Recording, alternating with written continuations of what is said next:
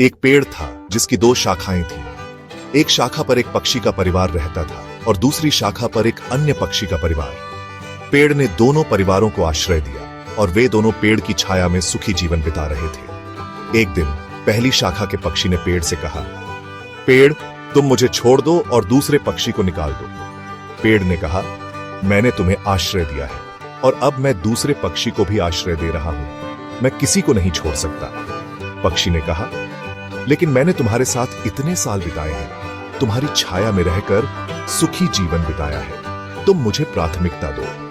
पेड़ ने कहा, मैंने तुम्हें आश्रय दिया है और अब मैं दूसरे पक्षी को भी आश्रय दे रहा हूं। मेरी जिम्मेदारी है कि मैं सभी को आश्रय दूं। तुम्हें मेरी छाया में रहने के लिए धन्यवाद देना चाहिए और मेरे द्वारा दिए गए आश्रय का सम्मान करना चाहिए। पक्षी ने नहीं समझा और पेड़ से लड़ने लगा। पेड़ ने कहा, तुम्हारी लड़ाई से न केवल तुम्हारा परिवार प्रभावित होगा, बल्कि दूसरे पक्षी का परिवार भी प्रभावित होगा। तुम्हें अपने परिवार के बारे में सोचना चाहिए और मेरी छाया में सुखी जीवन बिताना चाहिए। और याद रखिए, ये कहानी केवल पेड़ और पक्षियों के बारे में नहीं है।